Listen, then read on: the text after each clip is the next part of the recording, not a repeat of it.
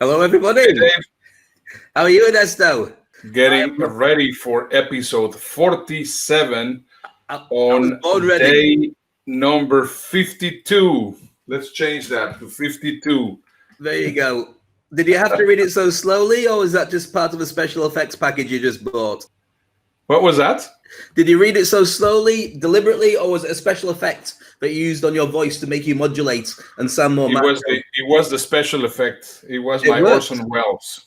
Very good. Whatever you call your toddler, if you call it Orson Welles, that's good. So anyway, here we are. I was walking my dogs, as I do every morning, listening to our podcasts to see if there's anything that I said which will lead me into a lot of trouble. And I managed to get all the way around the block and get halfway through an episode because I slowed it all the way down, my walking. And it was really good. People don't realize we've got like how many episodes? It was like 46 This episodes. is 47 episodes. 47 episodes. Which they are there on our link there, bit.ly Toilet Paper Podcast.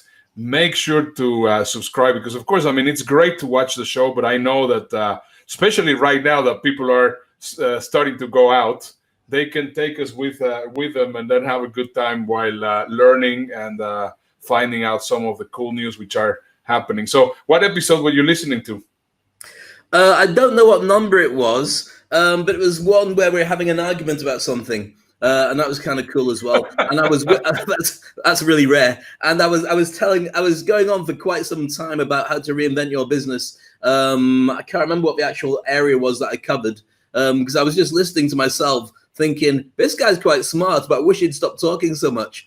And that's probably what people think when they listen anyway. But here's what I like about the fact this is 47th episode. When you talk about podcasts.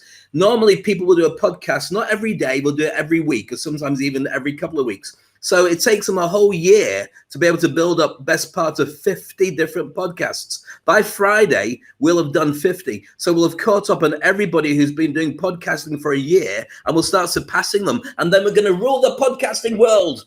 Or that's going to be very cool, yeah. Yeah, especially... Right, I mean, because every episode is a little bit over an hour. Well, a little bit less than an hour because, of course, it goes edited. So once again, guys, if you are listening right now, please make sure to subscribe to our podcast. And also, if you just joined us, make sure that you share the live episode with your groups, with other people, because we're going to be covering a lot of very interesting things about travel. But before we get started, before you get started, when I look down at my phone while you're talking, just to explain to people, what I've done is started a watch party on my page, which is Facebook.com/Dave Crane /. So if you join the watch party there and you ask questions, I can then produce them live and ask Mr. Ernesto, and he'll be able to answer them live. So how come you're so hot? How come your hair looks really, really interesting and windswept? And are those glasses, those Google glasses that they had before, because you look like you're a very tech kind of guy? And why haven't you started shaving yet? All those questions we can share with you. Sorry, I interrupted. Your turn now. It's okay. I'm starting to feel like this. Wow. So, well, if there's any consolation, I look like the right-hand one and you look like the left-hand one. That's about right. So anyway, I want to wish everybody in the United States, because this is an interesting holiday. This is Cinco de Mayo, which basically means 5th of May, which is a time where the Mexicans defeated the French. It's hardly ever celebrated in Mexico. I mean, hardly anybody celebrates these in Mexico. It is a holiday, but there's no celebration. But here in the United States, they treat it like if it will be Independence Day, and everybody drinks margaritas and everybody drinks all sorts of Mexican drinks, and they celebrate with Mexican food. So right now, I think we're going to be still. I mean, you can still go to some restaurants, but anyway. We wish you, and I wish you, Dave, happy Cinco de Mayo. Well, stop. I mean, I don't understand. What are you actually celebrating? Drinking tequila? Well, what happens is it is the original celebration happened in 1820. Well, the Mexicans defeated the French in Mexico. So that was the whole thing about. So that's it's a battle. It's a battle of Puebla in Mexico. Right. But here in the United States, it is celebrated like if it will be Independence, like if it will be 4th of July, and they make a big party and they make a big thing of it. And of course, it's an opportunity for marketing. So right now, you possibly look at your emails. Everybody's having Cinco de Mayo offers and whatever it is. But it's just a funny thing that, I mean, it's just an opportunity to get together and party. So Brenda McGuire is saying, happy Cinco de Mayo. So happy Cinco de Mayo to you too, Brenda. You too, Brenda. Great to see it as well. Great to see you. There we are. Fantastic. So can I just check? So there might be drinking and there might be a little bit of debauchery. Do you think there'll be social distancing or not? I hope it will. Of course, I mean, there's right now a few restaurants, but most people, definitely here at home, we're going to be eating Mexican food, but that's not anything special. We eat Mexican food regularly with a lot of spices. So there you go. And I can vouch for that. I've been in your house, and the Toilet Paper Diaries is a perfect name. Yeah. So we're going to be talking about a lot of travel stories here, because I think once again, one of the things that I recommended yesterday, and I recommend that you also do it, is that you have a journal. Because yes, indeed, I mean, as we are discovering right now what's going on in the world, and even though it's going to be a little bit of like it is here, I mean, this is us in quarantine, having a great time with the cat or the dog, and we're going to be telling our grandchildren the stories of what has happened while we were there on quarantine. And it's important that we actually write them down. So we're going to be exploring the world together throughout this week. And on Friday, yes, on Friday, we are having our 50th consecutive episode. And we have already some amazing guests. Oh, yeah. So make sure to be there. You have no idea how hard we've been working to connect with the biggest and the best names to do this. So we can't say anything yet. It's a secret. So if we told you, we'd have to kill you, but we'll still let you know closer to the date, and you'll just go, oh my goodness, how did you manage to do that? And it was mainly bribery, I think, and pictures that we can't talk about. That is true. So today we're going to be talking once again as exploring what's going to happen in the world, and Dave is going to be giving us some ideas on how to use that renaissance, as he says it. How is it?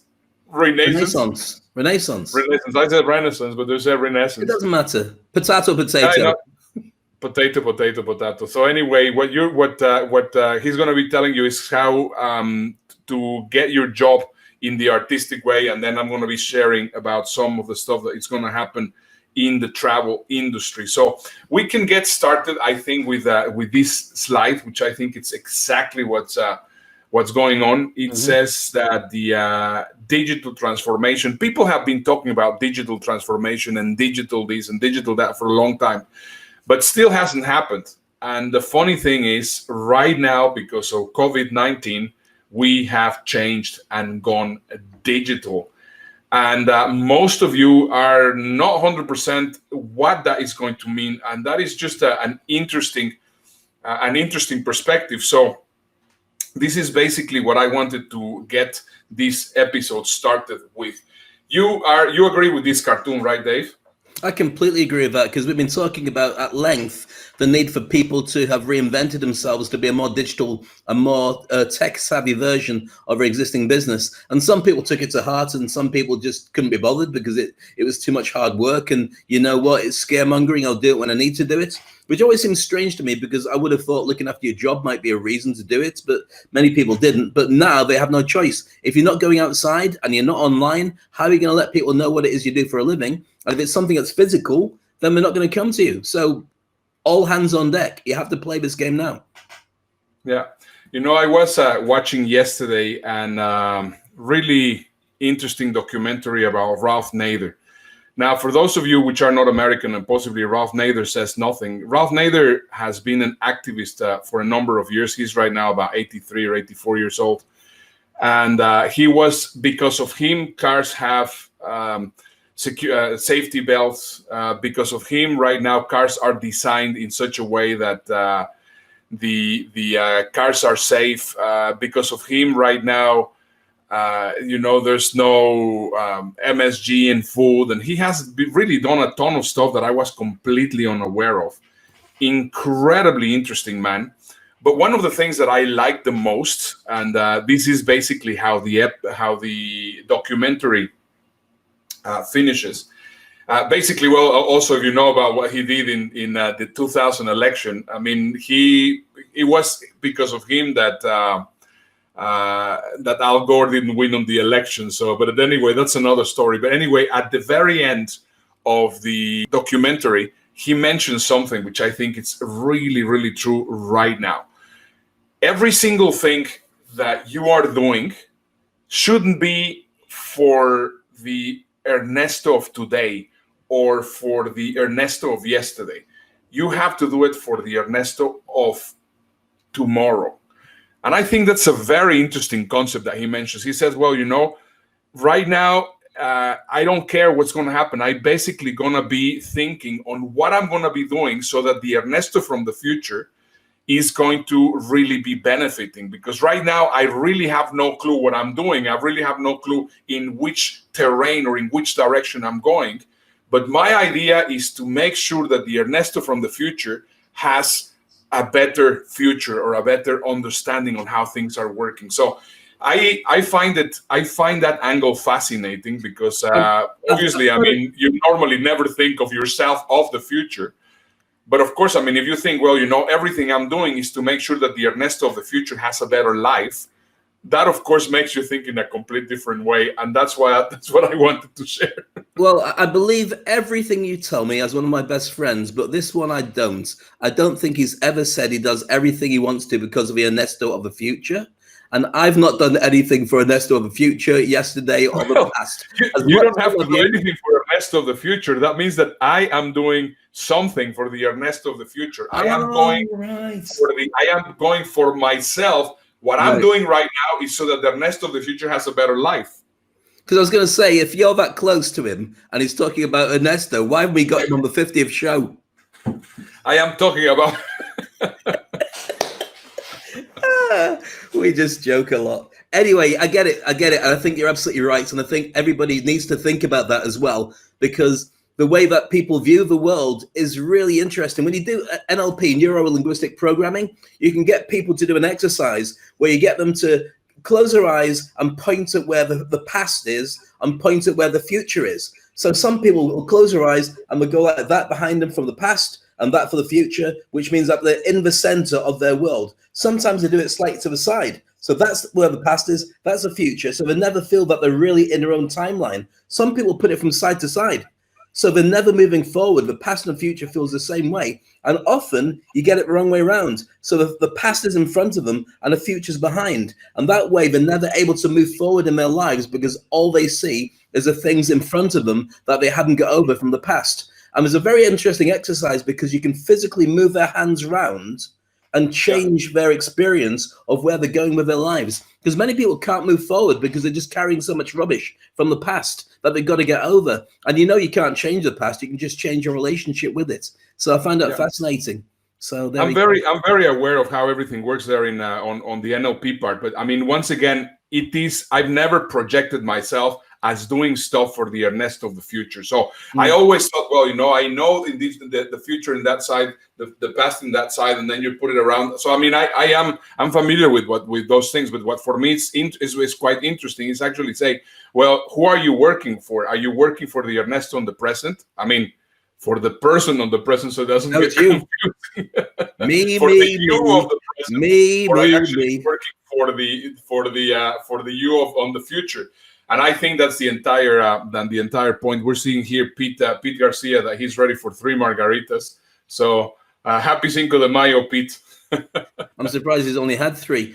But yeah, well, it's too early. So I'm definitely going to be having some good margaritas. Anyway, let's just stop. Say, wait. I want to just rewind on what you just said there.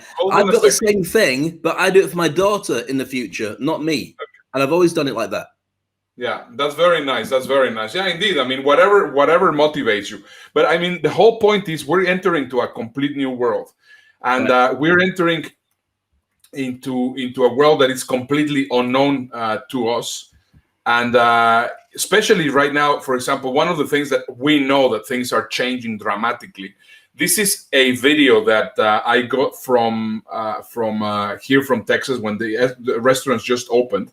Look at how restaurants are going to be operating right now, so that you can see that we are in a complete different different world, entering a complete different world. Have a look. Now we're just 2 days away from restaurants reopening in Texas. To take your family out to eat, Stephanie Whitfield says be prepared for things to look a bit different. For the last several weeks, restaurants have been trying to stay afloat with takeout and delivery orders only. But that changes Friday. Restaurants can reopen if they follow safety protocols mandated by Governor Greg Abbott. First, businesses can only operate at 25% capacity. Valet will only be offered for vehicles with handicap placards or plates. In the restaurant, there should be a hand sanitizer station at the entrance. It's also recommended an employee man the door to limit touching door handles. There must be 6 feet between every party. That includes while waiting to be seated. And no parties of more than 6 are allowed. Customers will only get disposable menus, and tables should be disinfected between every group. There's a separate safety checklist for restaurant staff. All should be trained in proper hygiene and disinfecting techniques. They should wash their hands regularly, social distance when possible, and masks are recommended, but not required. Staff should be screened for symptoms of the coronavirus before work daily. If someone gets COVID-19, they can't come back until 3 days after they've recovered. If an employee is around someone who tests positive, they should stay home for 2 weeks. If coronavirus cases are contained for the next few weeks, businesses will move on to phase 2 of the plan to reopen Texas. That'll increase capacity to 50%. Stephanie Whitfield, KHOU 11 News. Interesting. I feel that I've got my thoughts about it. I think if you're going to do it, that's the right way to do it. But my worry is, and I'm not getting into politics, do you have adequate testing for everybody daily in every shop, every restaurant, every part of the world where people are coming into contact? How do you get them tested? Are they doing it themselves or going and get a proper test done? And when do you get the results back? 3 days later? Just a thought. That's all. Yeah, it's true. Well, that's what I'm saying. I mean, it's a complete different world. And if you think about it also, if we go into travel, yesterday, Pete Garcia also provided us with a really interesting video of what United Airlines is doing. And, I mean, I think it's great, but this is going to actually change the model of aviation, because right now the turnaround of the flights is going to be a lot longer, because, of course, doing this every time is going to be difficult. Right now, they declared, American Airlines and United, that every flight that you have to be wearing a mask. Maybe Here we go. Tell you something. Here we go. I'm John Reutman, Senior Vice President of Airport and Network Operations for United Airlines. Safety is our #1 priority at United, and we understand that now more than ever, customers want to know what we're doing to keep our aircraft clean. Here's what you should know.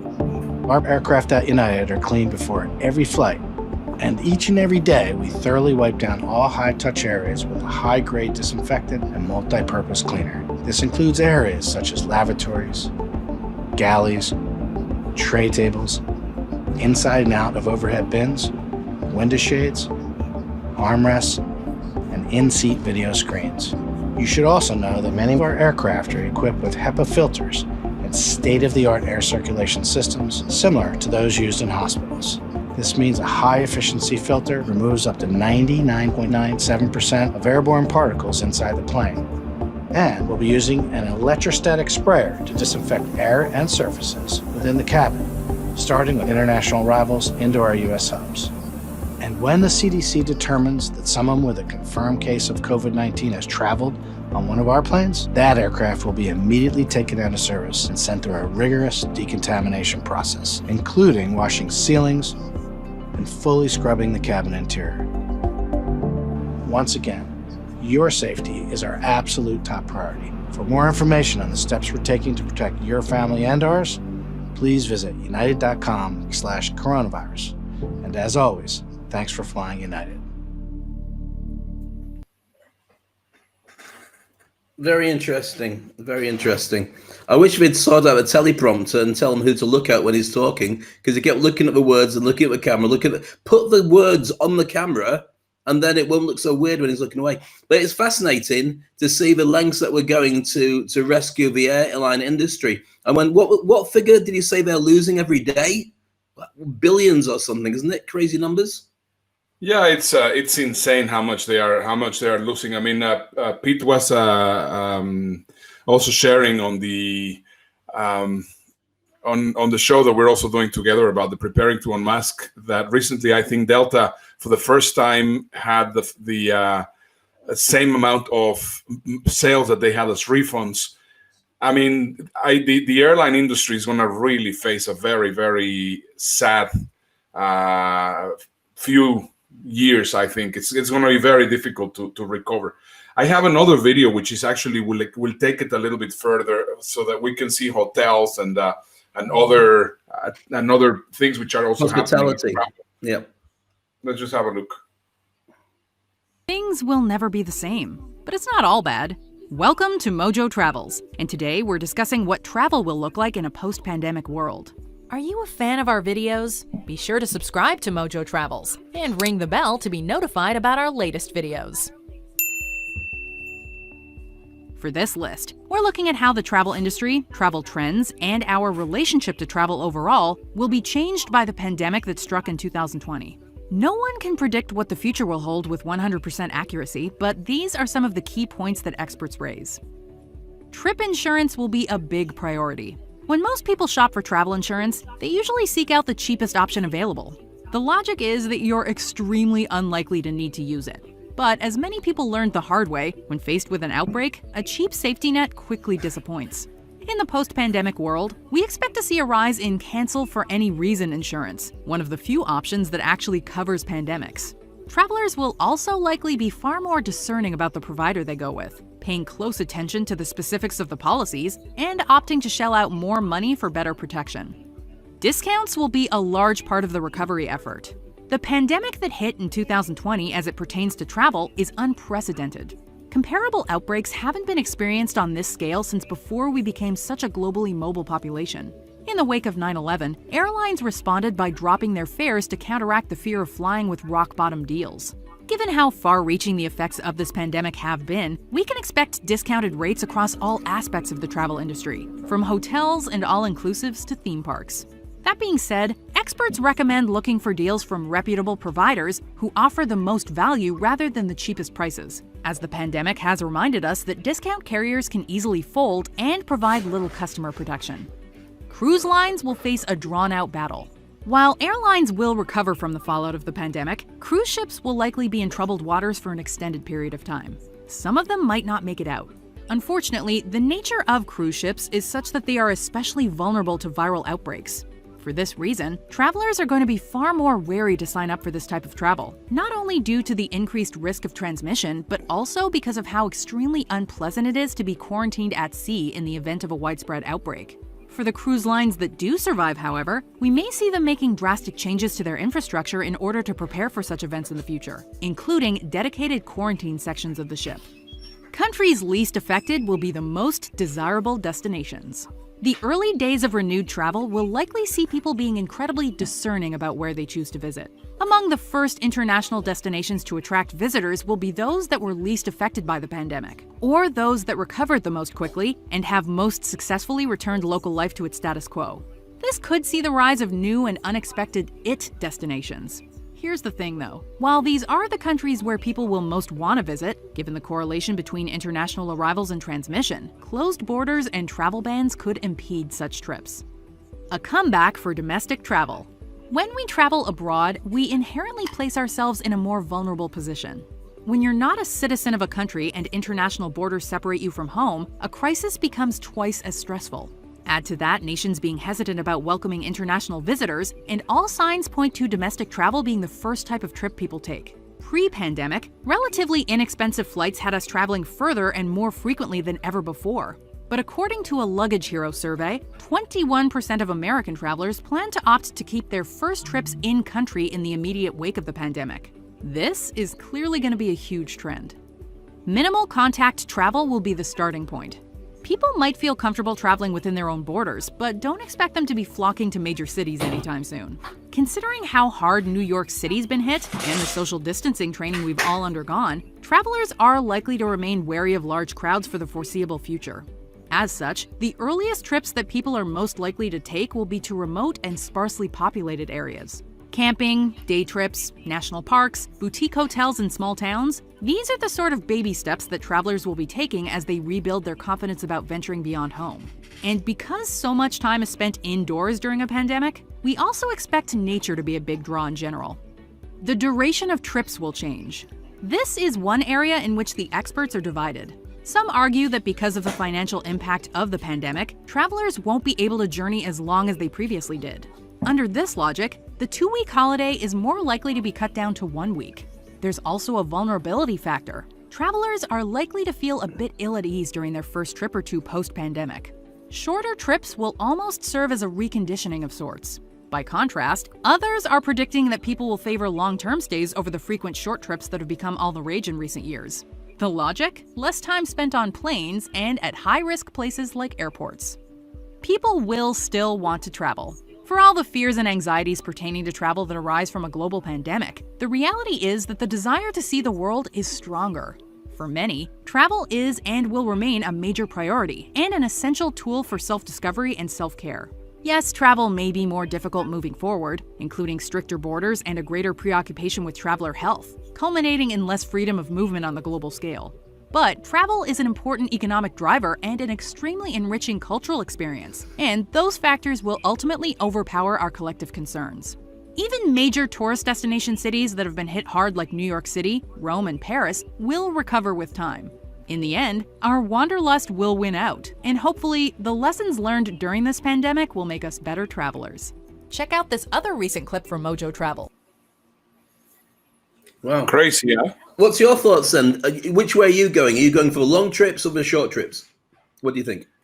It's hard to say. I mean, we're having a lot of interesting comments from here. See, for example, we're getting Munir is telling us, just like in 9/11, charge security process prior to travel. This will change how we also get to travel. I think we're going to have the temperature checked. You know what my biggest fear is on this one? That I mean, and this might be also falling into the conspiracy theory kind of thing. But what if suddenly they tell us, well, you know, I mean, if you don't have a vaccination and you cannot travel, or if you don't have this kind of thing, you cannot travel. So that basically goes into restricting the travel possibility. So those are things that I don't understand. I think the worst one of that is if you can't travel back because you're in a country where they've changed the rules and you're not allowed to get back on a plane. That's when it starts becoming a major worry, which many people had to experience this year as well. Yeah, exactly. Ty Cohen is saying humans are habitual, forgiving, and forgetful. And what is the whole thing? He just invested $20,000 in various airline stocks as a long play term. He says, and we have here also on the other side, Pete Garcia is telling us that Warren Buffett just unloaded all his U.S. airline stocks. Brenda McQuarrie is saying, I heard today Carnival will begin doing cruises again after August 1st. I would like to know your thoughts. Well, I mean, I was just watching, that fast forward moving on the cruise. I mean, I don't know about you, but I'm not in a hurry. I've only been on one cruise. It was the Internet Marketers Cruise, and I shared a cabin with you probably about 15 or so years ago. And it was we were too close anyway for comfort. We weren't sharing a bed. That would be hideous. But it was just too close. The idea of being stuck in there with one of us having COVID or even one of us snoring, forget it. I'll just wave at you as you go off on your boat. Not interested. Pete Garcia is also saying here, don't buy stock of Carnival yet. It will take longer for the cruises to come back. Remember, also they have the norovirus.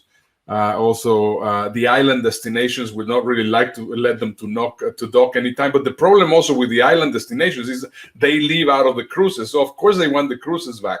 So it's a really weird situation that we're in. Tai is saying if you don't need the money, you can afford to stick for another 5 years. This will be a very good thing. Yeah, it's true. My goodness, we have a lot of comments. In fact, the comments are more interesting than we are. Yeah, yeah. I mean, I have to say that I also love traveling, and I hope that things will go back to as normal as we possibly can. I know that things are going to change, but I have the feeling that it's going to be a lot of hesitancy to change. Because there's many uncertain factors. I mean, after 9/11, there were not really that many uncertain factors. But right now, there's a lot of uncertain factors. There's also, in fact, Ernesto, that there will be, if it's not already created, but of course it must be an index of the countries that responded with the best results. The governments that took charge, did the social distancing early, did the testing, did all the rest of it. They're the ones that people are going to want to flock to. So New Zealand got rid of it pretty much straight away. Iceland did very well out of it. Japan did very well out of it. Sweden and Denmark. Germany got straight on the ball as well. Those are the countries that are going to benefit because people want to go and visit them. So their tourism will be booming. But then again, let's say that you're Germany, like what happened in Japan, which I think is really crazy. Let's say that you're Germany. Oh my goodness, I have really done the whole thing. Do I want people from all over the world that I have no control over to actually come and visit my country? That's true. You see, as well. those are the very weird things. I mean, right now, apparently Japan has actually definitely canceled the Olympics. In fact, I am actually very, very happy that I heard that Dubai has now new dates for the Expo. So they are a lot more positive in their thinking. So this is the reason why we are exploring this together with you. And of course, I mean, we love all your comments because we are trying to figure out where we're going to go. Do we have answers? No. But what we are doing is we are basically presenting things and trying to understand the world in a better way. This is the way that we're actually having the Renaissance. Absolutely. It's very interesting because we've watched this evolve over the last 50 odd days from, oh my goodness, is this real? Is this really happening? To literally, we said that from business's point of view, it'd be a shutdown. Everyone's going to shut down for about 6 weeks and then we'll start seeing coming out of it. But this is a much higher level. On every level, every country is being examined and watched to see what decision was made. If the politicians told the truth, if the politicians took swift action, if they invested in ventilators and testing equipment, if they got the extra hospitals out, if they looked after their medical staff, and all these things are really important, not just because of fighting the virus and saving lives, but because every single country is looking at you now to see whether they want to spend money with you because of your response. And a large part of that was down to the empathy as well as the finances. If you did the right thing for your people, right now, you're seeing the benefits because people are respecting you because of the decisions that you took. Yeah, another aspect that I am incredibly interested is actually trying to find out what's going to be the response for China. Right now, we can see already there's a global backlash building against China over the coronavirus. I mean, wherever you go on the news, if you go to social media, they're blaming the Chinese for all sorts of things. Now, I mean, it's difficult to say because we are unaware of what has happened. But I think one of the things that we need to understand is the economical aspects of what China has been doing. So I have an interesting video which is going to make you think a lot about this topic. So have a look. Hi. What you see here is $10,000 on the table. You can take this money as a loan, but I will charge you a little bit of interest rate. Like most people, you take the money and you go buy a nice car. But in 10 years, it's time to pay me back. And because of interest rates, now you owe me $20,000 and not 10. You will say, I don't have money to give you. And if you don't, I take your car and a piece of your house. This is how debt works. And after 3 years of traveling the world, I noticed that this is exactly what China is doing. For example, take the small island nation of Sri Lanka. This developing country needs money and China has a lot of it. So Sri Lanka took billions of dollars in Chinese loans. It was easy money just there to be taken. And with that, they built skyscrapers, highways, airports, and shipping ports. The country grew and prospered. But few years later, this easy money came with interest rates, and Sri Lanka was so much in debt that it couldn't pay back China its money. And the only way out was to give China control of what they had built. In other words, Sri Lanka lost a piece of its home to China because of debt. This is the Chinese money trap. And it's a real thing I saw all over the world. In Papua New Guinea, I saw $2 billion in loans given by the Chinese to build skyscrapers, infrastructures, and ports. But there is no way this remote developing country can pay it back or its interest rate. And the only way out is to give China control of the country. In the Maldives, Pakistan, Malaysia, Laos, Kazakhstan, Mongolia, Egypt, Kenya, and South Africa,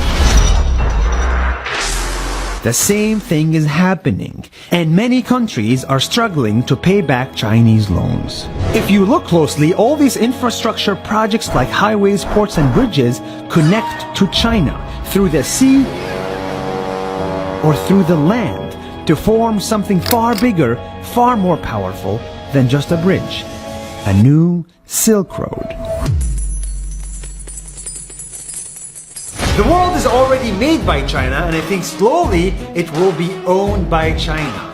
Don't get me wrong, building bridges, ports, highways, and airports is a great thing for the people and the country, but they come at a very high cost.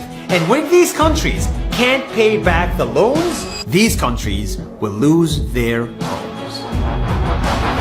One thing my parents had taught me is that there's no such thing as a free lunch or a free ride. So if we're not careful with our money or other people's money, then we better start learning Chinese.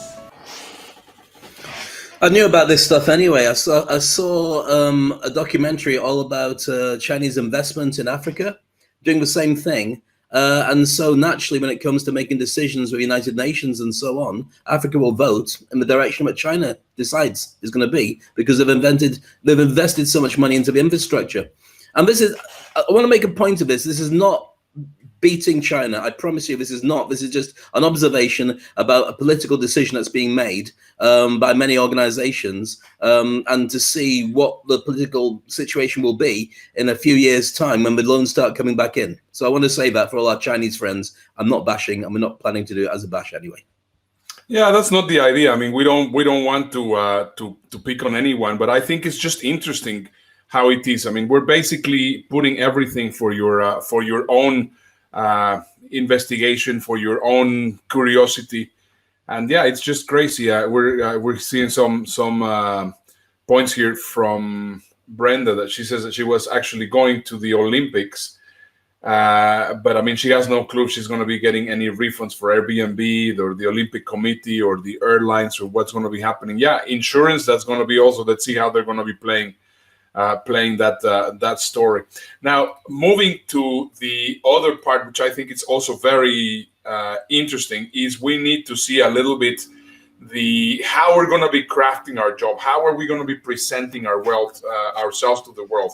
So we've been already talking about all these travel things, which I think all I have done over here is not giving you the answers, because I don't have the answers, or we don't have the answers, but more than anything, make you think of how things are going to be working in the future. Dave, we would love to know a little bit about the artistic part, the right brain. So I went a little bit to the left brain, to the logical brain. Now let's go to the creative brain. I'd love to do that. I know I'm going to show a video in a moment, which is something I've created. And I started making music videos with a spoken word because I wanted to start playing with the idea of creating art. an art form that would fit out for creating content that people would find viral, people might be interested in, and also it satisfied an ex-DJ about an area that I've never really experimented with, but I wanted to go further in. We're going to show the video in a few moments, but I want you to think about it from a couple of different points of view. The video is called Haters and Trolls. And when I say the word F, it means forget and not anything rude at all. But also, it's based on the idea that you shouldn't be scared to do what you need to do to be able to get out there. Now, right now, we're talking about art, but the whole context is very much about whatever business you're in, position yourself as an artist in it. So therefore, if you're doing a job that's very normal, like say you're a mechanic working on cars, how could you create art out of that? Well, look at the amount of shows about restoring cars, the amount of shows about how to fix cars. Could you do something like that and share it with people as a video, an instructional video, showing how to do the tools or do it yourself? How can you create art out of that? So I want to share this video, and then after that, give you 5 tips of how you can reinvent yourself and get your mindset right to be able to do this kind of thing for yourself in your own world. So this one's called Haters and Trolls. I hope you enjoy it. Very cool. Hi, I'm Dave Crane. Let's talk about haters and trolls. If you want to be loved like you were at school, very simply, don't do anything with your life. Sit there quietly, don't interfere, and let the whole world pass you by. But here's a challenge. The world's not going to pass you by, because the world is going to move around you and leave you exactly where you were standing or where you were sitting. You have to move, you have to break some eggs to make an omelette, and you have to make a decision on what is your brand going to be. Will it be validated? Will you be loved? Will you get haters? Will you get trolls? You're going to get all the above. And when you start your business for yourself, or for somebody else, it's going to take twice as long to get what you want and cost twice as much as you predict. There'll be some who like you, there'll be some who hate you, but the truth is none of that matters. All that really matters is what you think of you. You start moving, you start making a decision, and you start thinking, oh no, people are criticizing you. And the whole thing is, we got taught from a very early age to deal with people's criticism by thinking it's really valid. But it's not. It only matters if you can use it and turn your business into a more successful way to look after yourself, your friends, your family, your holidays, the people that you truly care about. Everything else is just other people's opinion. And someone decided it was a good idea to tell you how to be small. F those people. Be as big as you can be, as big as you want to be, because it's none of their darn business. You're never going to get everybody to like you. At school you didn't. But here's the thing. 50% of the person you are was probably formed in the school playground and not in the educational forum where you studied and worked really hard to get your exams. Your ability to get on with people, your ability to learn, to network, to sell, to create relationships is what's creating the you right now. Think about your fame. Think about your connections. Think about your brand. Think about some of the biggest names in the world. Doesn't matter how popular you are, there's always someone, somewhere, who hates your guts, who hates the way you talk, hates the way you walk, and hates the fact that you breathe. F them as well. You get paid for 2 things. The effect of the job you do, and how cheaply you can get replaced by somebody else. If you want to be found, you've got to create a brand. If you want to get paid, you've got to start going out on a limb as an artist and creating stuff that nobody else is creating in the market. And if you want to be loved, get a dog. You get one go at this life. Get off your ass, go out, break some eggs, and make the best omelette possible. You want more help? I'll be out there with you. That's my guarantee to you.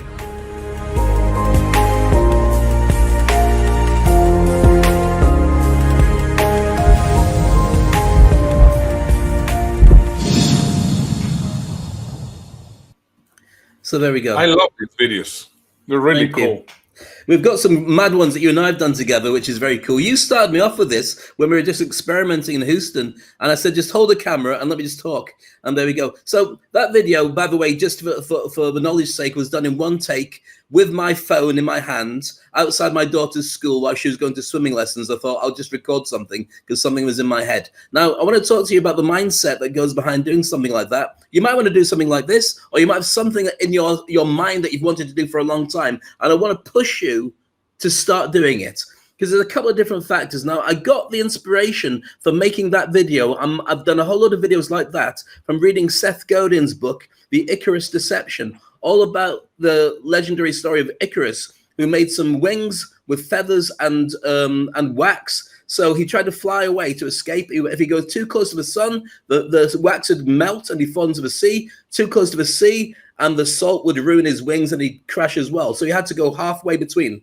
And you've got to do this with your abilities. So first point, there's 5 points. Be scared of not pushing yourself enough.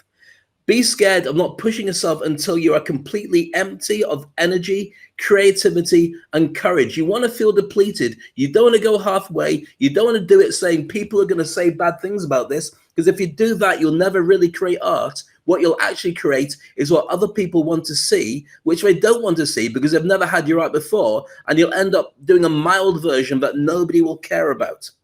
Number 2, forget everything that they taught you at school.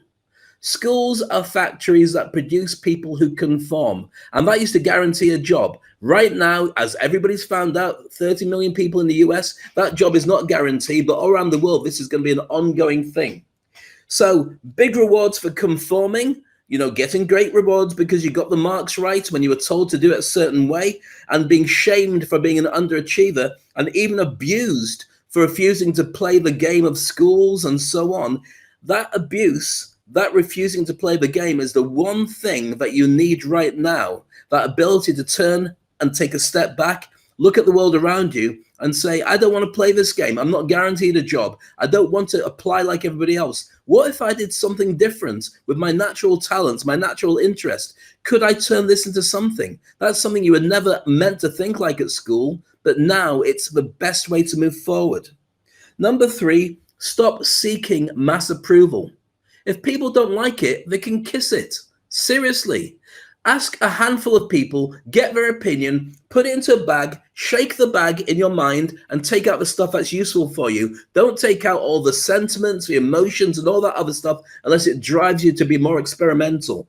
We never get anywhere by trying to please everybody. And the way the industry works is about finding solutions. Now, when the solution of something is on a mass appeal, then it also blocks new things coming through. When new things come through, they get shamed and made to look stupid because people like to protect the status quo. So don't think about it like that. Go out and do it anyway for an audience of one person. If you do it for you, some things will work, some things won't work, but that will work for you long term because you've got to get it out of your system at the very least. Number 4, think about what you need to do before you die. Yes, I'm going that extreme. Because if you leave it, and it burns a little hole and you let it go, and you let all the other things mount up, like, doing the dishes and going to work and doing the work that somebody's told you to do on a weekend, you've got to do some extra stuff to file for the cupboard, for the whatever it is, you'll never get around to that bit where you feed yourself to come up with creativity. And we all value artists who really do change the world. Right now, the only people that are changing the world are the billionaires because they can afford to, and they've got factories and the resources to be able to come up with an idea and make it happen. Well, right now, you can change that. You can come up with your ideas and shape the world just by following your heart and doing what you believe is right. And the last point I want to share with you is this: mess up as often as you can, but learn as you do it. The first few videos I made were pretty bad, really bad, but then it got easier. And then I found new ways of putting captions on and adding visuals and so on, to the point where I thought, you know what, I'm okay, I'll stop doing this for a little while, but I will return. As you do stuff, you will feel ridiculous. You will feel scared. You'll be worried about other people's approval. And that's exactly why you have to keep pushing. Become an artist in your business, not just in your art, but turn art around the way that you think about the world. Because right now with the internet, you can reach out to 8 billion people and someone somewhere will buy what you're suggesting. So go for it. Love it. I think it's absolutely great advice. I love the very end of the video of saying, well, go break some eggs and start doing some omelets. And I think that's exactly the way that we have to think about stuff. I mean, right now, it's great. Exactly what has happened with this show. I mean, we started didn't really knowing exactly in which direction we were going. And little by little, it's just action, which is absolutely required. I mean, it's just a matter of finding out. And right now you have the opportunity of starting with a blank canvas because we're entering into a new, entire new world. Dave, believe it or not, we are getting to the end of the show. Can you believe it? Oh my goodness. Yeah, well, time runs fast when I'm talking a lot. But what a show. We've covered so many areas of hospitality, flights, travels, holidays, restaurants. The only thing we didn't cover is fashion. Are we going to save that for tomorrow? I think we're going to save that for tomorrow because there's this episode specifically was called The Great Realization. And it was actually the second step, life after lockdown. And right now, the great realization is that this world now has gone completely different. And I know that the consciousness is there because this video that I'm going to show you, and I'm sure that you have already seen it, but remember, this is the Toilet Paper Diaries, and it's a diary, it's a journal.